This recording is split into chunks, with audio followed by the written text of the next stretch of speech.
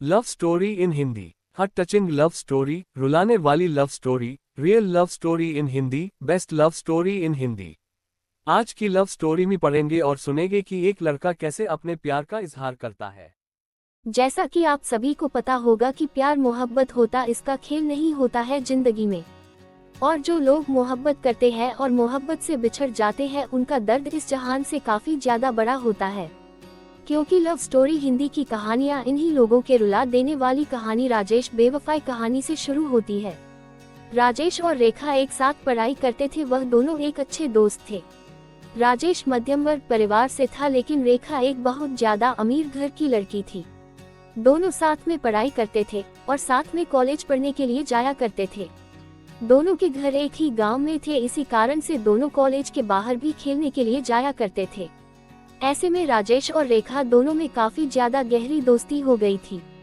दोनों में काफी ज्यादा मित्रता होने के कारण दोनों एक अच्छे दोस्त बन गई थी। लेकिन दोनों में आपसी में कभी प्यार की बातें नहीं हुआ करती थी, मतलब कि कभी दोनों एक दूसरे को कभी प्यार का इजहार नहीं किया था कि वह एक दूसरे को प्यार करते हैं।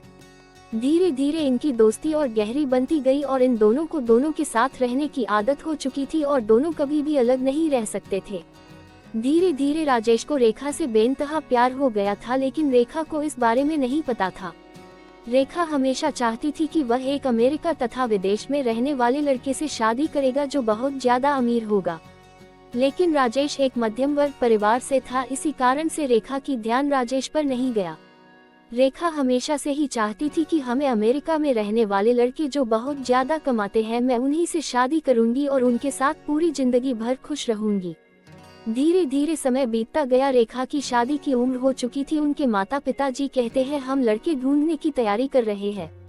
जैसे ही एक दिन रेखा कहती है कि मेरे पिताजी तथा माताजी मेरे लिए लड़का ढूंढने का प्रयास कर रहा है, तो उसके बाद राजेश के पैरों तले जमीन निकल गई, क्योंकि राजेश भी रेखा से बेइंतहा प्यार करता था। लेकिन राजेश रेखा के मन की बात को जानता था, चित्र से कि हुआ क्या चाहती है, और रेखा तो हमेशा से ही अमीर लड़के से शादी करने के लिए चाह रही थी। ऐसे में अगर राजेश अभी तो रेखा से शादी नहीं हो सकती थी, इस कारण से हुआ चुप ही रहा और जो हो रहा है उसे होने दिया। धीरे धीरे जैसे ही उनके माता पिताजी ही लड़का ढूंढने का प्रयास करने लगा था, वैसे ही एक अमेरिका से लड़का आया था शादी करने के लिए, जिसका नाम संदीप था।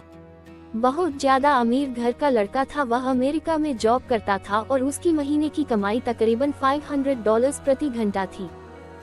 जैसे जैसे शादी के बाद भी चलता गया, वैसे वैसे राजेश की जिंदगी खराब होने लगी थी। वह अपने आप में किसी भी चीज पर ध्यान नहीं देता था, साथ ही पढ़ाई लिखाई पर भी ध्यान नहीं दिया करता था। राजेश को रेखा के जाने का गम सताने लगा और वह चाहकर भी इस बात को नहीं बोल सकता था कि राजेश रेखा से शादी करेगा, क्योंकि राजेश के पास से अपनी हैसियत नहीं थी। जितनी हैसियत के लड़के के बारे में पूछा आपसे सोचा करते थे और रात को भी बताया करते थे, युवा कितनी हमें लड़के से शादी करेंगे। धीरे धीरे बात फाइनल होने लगी थी शादी की। राजेश और रेखा के बारे में काफी लोगों की बहुत ज्यादा पता था कि यह दोनों हमेशा साथ में रहते, हो सकता है दोनों की शादी एक साथ हो। उसके बाद एक दिन राजेश को रेखा कहती है कि मेरी तो शादी होने वाली है, क्या तुम अपनी शादी नहीं करोगे? राजेश कहता है कि मेरा अभी शादी करने का मन नहीं है, पहले तुम कर लो, उसके बाद मेरा मन होगा तो मैं बाद में शादी कर लूंगा। वह दिन दूर नहीं था जब रेखा की शादी नजदीक आ रही थी। जैसे जैसे रेखा की शादी नजदीक रही थी, वैसे वैसे राजेश का जीना मुश्किल होने लगा था। वह अपनी बारे में किसी से कुछ नहीं कहता था और लोगों को भी ये पता नहीं, कुछ भी नहीं चल रहा था कि राजेश रेखा से प्यार करता है।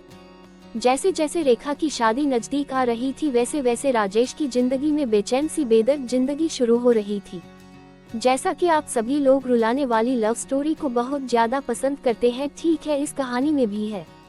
इस कहानी में राजेश जब एक दिन दिखता है कि रेखा के घर में बहुत सारे आदमी आए होंगे और उसके घर में संदीप, जिससे रेखा की शादी होने वाली थी, वह भी आया हुआ था। जितना देखते हैं राजेश सब कुछ समझ गया कि रेखा की शादी फिक्स होने वाली है और राजेश मन ही मन अपनी औकात पर पछतावा कर रहा था कि अगर मेरी भी औकात होती है ज्यादा पैसों की, ज्यादा अमेरिकी, तुम्हें भी रेखा जैसा नहीं कर सकता था। जैसे ही रेखा की शादी फिक्स हो गई थी, उस दिन रात में राजेश रात भर नहीं सोया था। वह रात भर अपने बिस्तर में रो रो कर अपने प्यार को याद कर रहा था। राजेश सोच रहा था कि मैंने प्यार में किया तो ऐसा प्यार किया कि नहीं उसे बता सकता हूँ और ना ही उससे शादी कर सकता हूँ। इसके बाद राजेश फिर सुबह उठकर रेखा के घर चला जाता है, क्योंकि रेखा उसके घर आई थी राजेश को बुलाने के लिए।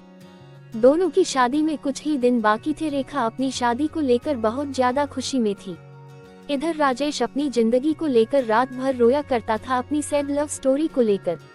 दोस्तों, हमेशा से ही प्रेमी प्रेमिका के बीच में यही सब होता आया है। जब भी कोई किसी से सच्चा प्यार करता है, वह उसे बहुत ही मुश्किल से मिलता है और सच्चा प्यार की कहानी बहुत जल्दी अंत हो जाती है। अब तो रेखा की शादी होने ही वाली थी। राजेश की तैयारियों में बिजी था। रेखा राजेश को अपने साथ कभी मार्केट लेकर जाती है तो कभी कपड़े खरीदने के लिए, कभी दर्जी के यहाँ। राजेश बेचारा रेखा की शादी को लेकर बहुत ज्यादा तैयारियां कर रहा था। साथ ही राजेश का मन ही मन बहुत ज्यादा उदास भी रह रहा था कि उसकी जिंदगी में से रेखा जाने वाली है, लेकिन फिर भी वह किसी से कुछ भी नहीं कह रहा था और अपना काम सही और सही समय पर कर रहा था। अब तो वह दिन भी आ गया जो रेखा के सगाई हो रही थी। फिर भी उसके एक ही दिन बाद रेखा की शादी थी। सभी मेहमान लोग आ चुके थे। राजेश मेहमान की खातिरदारी कर रहा था तथा अब तो बाराती भी आने वाले थे रेखा की, और वह बाराते की खातिरदारी अथवा सम्मान करने के लिए तत्पर खड़े थे। आपको बता देगी, दिल में इतनी ज्यादा दर्द होने की वजह से अपनी प्यार की कहानी किसी को बताए बिना एक बार चुपचाप सब कुछ जान कह रहा था। अब तो रेखा की शादी हो गई थी। संदीप और रेखा साथ घूमने फिरने के लिए तथा हनीमून मनाने के लिए कहीं दूर जाने वाला था।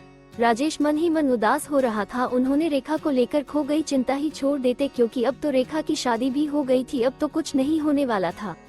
संदीप और रेखा दोनों साथ में घूमने के लिए चले जाते हैं। दोनों साथ में जब घूमने जाते हैं, एक मॉल में शॉपिंग करने के लिए जाती है रेखा और संदीप दोनों।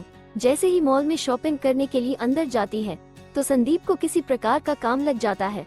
वह कहता है कि तुम गाड़ी लेकर अपने घर चले जाओ, मैं काम कर कर घर वापस आ जाऊंगा। जैसे ही गाड़ी लेकर रेखा घर आ रही थी तो गाड़ी में ही फिर उसका मोबाइल छोड़ गया था। उसके मोबाइल में एक लड़की का फोन आ रहा था, जिसका फोटो भी उसके कॉल आईडी पर लगा हुआ था। वह लड़की तो नहीं ज्यादा सेक्सी थी, नग्न अवस्था में फोटो लगा हुआ था। ये देखकर रेखा को गुस्सा आ गया और उन्होंने सोचा कि यह कौन लड़की है जो मेरे पति को फोन करती है। रेखा गुस्सा से फोन उठाती है। वैसे ही फोन उठता है, उधर से आवाज आती है, जानू तुम कहाँ हो, लग रहा है मुझे छोड़कर कहीं चले गए हो या तुम्हें कोई दूसरी मिल गई है। अब तो तुम मुझे फोन भी नहीं करते हो। गाड़ी स्पीड चलाने के क्रम में उसके सामने एक बहुत बड़ी गाड़ी आती है और रेखा गाड़ी को कंट्रोल नहीं कर पाती है और उस गाड़ी में जाकर टक्कर मार देती है। रेखा जैसे ही गाड़ी को टक्कर मार दी है, वह बेहोश हो जाती है। अब तो रेखा की बहुत ज्यादा हालत खराब हो गई थी। उसके दिमाग से बहुत ज्यादा खून निकल रहा था, मतलब उसके सर में चोट लगी थी। जैसे ही ऐसी जानकारी रेखा के घर वाले तथा राजेश को मिलती है, वह तुरंत ही दौड़े दौड़े शहर जाकर अपनी रेखा को कुपा हॉस्पिटल लेकर आता है। हॉस्पिटल ले जाने के क्रम में रेखा की हालत बहुत ज्यादा खराब हो जाती है, जिस कारण से उसे बहुत ज्यादा मात्रा में उसके सर से खून भी निकल रहा था। ये देखकर राजेश को बहुत ज्यादा फिक्र होने लगी थी, लेकिन फिर भी वह रेखा को संभाल कर हॉस्पिटल लेकर गया। हॉस्पिटल लेकर जाने के बाद डॉक्टर ने चेक करता है और कहता है कि इसके दिमाग में चोट आई है। रेखा की दिमागी हालत सही नहीं है। हो भी सकता है ये रेखा को अब कुछ याद भी ना आए, और याद आने में कितना दिन लग जाए ये कह भी नहीं सकते हैं। उस समय तक अब तो संदीप हॉस्पिटल आ चुका था। डॉक्टर की यह बातें सुनकर संदीप कहता है कि अगर इसे याददाश्त नहीं आएगी तो मैं इससे नहीं रखूंगा। अगर इसकी स्वास्थ्य सही नहीं रहेगी तो यह मेरा कौन सा काम आएगी। इससे बेहतर होगा कि मैं कोई दूसरा शादी कर लूंगा, आप अपना बेटी को देख लीजिए। ये बात संदीप कहता है रेखा के माता पिता से, लेकिन रेखा के माता पिता भी इन सभी बातों को नहीं बोलना चाहते थे, नहीं सुनना चाहते थे, क्योंकि उसकी बेटी की तबीयत बहुत ज्यादा खराब थी। वह जल्द से जल्द चाहते थे कि उसकी बेटी रेखा पहले सही हो जाए, उसके बाद जो होगा देखा जाएगा। इतना कहते संदीप वहाँ से चला जाता है और कहता है कि अगर इसकी तबीयत और इसकी दिमागी हालत पूरी तरह से सही हो जाए तो मुझे बता देना। और साथ में संदीप ये भी कहता है कि रेखा के दिमागी हालत सही नहीं हो रही होगी तो मुझे मत बताना, मैं दोबारा शादी कर लूंगा। ये सब सुनकर रेखा मन ही मन रो रही थी, लेकिन राजेश उसे दिलासा दिलाया था कि सब कुछ सही हो जाएगा, तुम बस सही हो जाओ। अब तो रेखा को छोड़कर संदीप अभी चला गया था, लेकिन उसकी देखरेख करने के लिए राजेश वहाँ मौजूद था। दिन रात एक करके रेखा को अपनी मेहनत से बहुत ज्यादा सेवा कर रहा था। और फिर इतना भी काम लगता, मेडिकल दवाई जाना लाना या कोई भी काम तो राजेश किया करता था। सुबह बहुत ज्यादा मात्रा में हनी के समान दाता फल रेखा को लाकर दिया करता था। जिसके कारण रेखा को इस पर ज्यादा प्यार आने लगा था। थोड़ा सा भी दूर नजर से होता था राजेश तो रेखा को तुरंत ही राजेश की चिंता होने लगती थी। लेकिन उसके घर वाले रेखा को कहते हैं कि अब तुम हमेशा राजेश राजेश क्यों करते रहती हो, राजेश तुम्हारा कौन लगता है। राजेश थोड़ा सा भी कोई काम से अपने घर जाता था तो रेखा हमेशा राजेश को आवाज देने का प्रयास करती रहती थी। रेखा को जब भी किसी चीज की जरूरत पड़ती थी तो वह हमेशा से ही राजेश से मांगा करती थी। एक दिन जब रेखा अपने माता पिता से कहती है कि राजेश कहाँ है, बोलाओ हमें उसे बात करनी है, तो रेखा के माता पिता कहते हैं कि राजेश की शादी होने वाली है, राजेश भी लड़की देखने के लिए बाहर गया हुआ है। इतना सुनते ही रेखा के दिल में घबराहट होने लगती है और कहता है कि मेरा आज को लड़की की क्या जरूरत पड़ी है, आज तो बोल रहा था कि अभी वह शादी नहीं करेगा। फिर उसके माता पिता कहते हैं कि राजेश की भी शादी की उम्र हो गई है। उसके माता पिता बोल रही है कि शादी करने के लिए इसी कारण से राजेश लड़की देखने के लिए गांव गया हुआ है। फिर वह कहती है कि मुझे उसे जरूरी काम है, उसे जल्दी बोला दो। राजेश के माता पिता तथा राजेश दोनों तैयार हो रहे थे लड़की देखने जाने के लिए, तभी रेखा के माता पिता फोन करके कहते हैं कि राजेश कहाँ है। राजेश के पिताजी कहते हैं कि राजेश अभी तैयार हो रहा है, उसके बाद हम लोग लड़की देखने के लिए जाएंगे। फिर उसके बाद रेखा के पिताजी कहते हैं कि रेखा राजेश को खोज रही है, शायद उसे कोई जरूरी काम होगा, इसीलिए राजेश को थोड़ा सा समय निकालकर बोलना कि रेखा उससे मिलने के लिए चाह रही है और कुछ देर के लिए वह अस्पताल आ जाए, फिर उसके बाद यहाँ से लड़की देखने के लिए जा सकता है। फिर उसके बाद राजेश अस्पताल आता है रेखा से मिलने के लिए। उसके बाद रेखा कहती है कि क्या तुम शादी करना चाहते हो मुझसे, क्योंकि रेखा एक दिन राजेश को अपने रूम में रोते हुए सुन लिया था और रेखा ये जानती थी कि राजेश मुझसे प्यार करता है।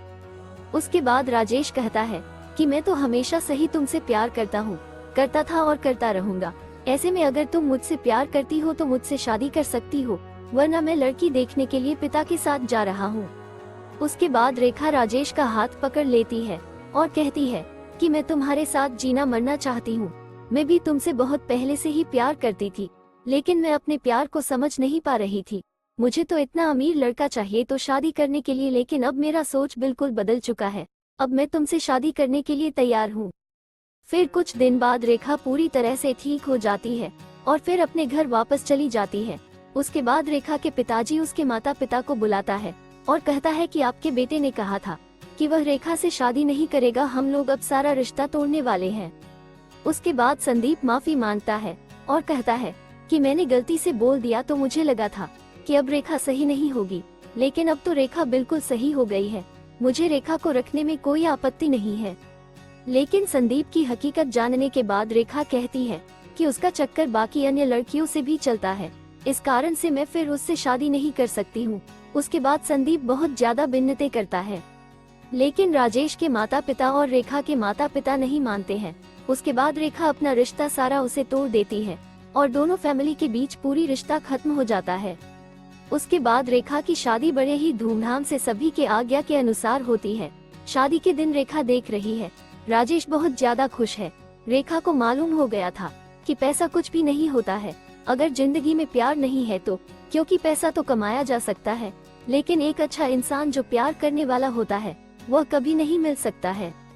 रेखा को यह अच्छी तरह से मालूम हो गया था कि जिसके पास ज्यादा पैसा रहता है वह ज्यादा ही लड़कियों के चक्कर में रहता है, और जो बाहर देश में रहता है वह तो बहुत ज्यादा लड़कियों के चक्कर में रहता है। इसी कारण से वह अपने प्यार करने वाले राजेश से शादी करने का फैसला किया था। अब तो शादी करके दोनों अपनी अपनी जिंदगी बहुत मस्ती के साथ गुजार रही थी। इस love story Hindi heart touching से हमें ये शिक्षा मिलती है कि हमें अपनी पसंद के लड़के भी कभी भी अमीरी गरीबी का फासला नहीं ढूंढना चाहिए, बल्कि अपने जीवन साथी में जो हमें जिंदगी भर प्यार कर सके ऐसा जीवन साथी ढूंढना चाहिए। क्योंकि आजकल की लड़कियां सिर्फ पैसों वाले लड़कों पर मरती हैं। इसी कारण से मैं सभी को कहना चाहती हूँ कि जिंदगी में पैसा ही सब कुछ नहीं होता है, प्यार करने वाला ही अच्छा सा लगता है, जीवन में स्वर्ग ला सकता है। आज की love story Hindi hot touching की कहानी love story Hindi heart touching में हम लोग एक सैड लव स्टोरी, रुलाने वाली लव स्टोरी के बारे में पढ़ने और सुनने का मौका मिला है। हमें उम्मीद है कि मोहब्बत करने वाले लड़के और लड़कियां और प्यार में पागल लड़की और लड़कियों को ये कहानी बहुत ज्यादा पसंद आया होगा, क्योंकि लव स्टोरी हिंदी में हम सभी को कहानियाँ, परियों की कहानियाँ पढ़ने और सुनने में बहुत मजा आता है। ऐसे और वीडियो पाने के लिए हमारे YouTube चैनल स्टोरी अपनी अपनी को सब्सक्राइब करें। धन्यवाद।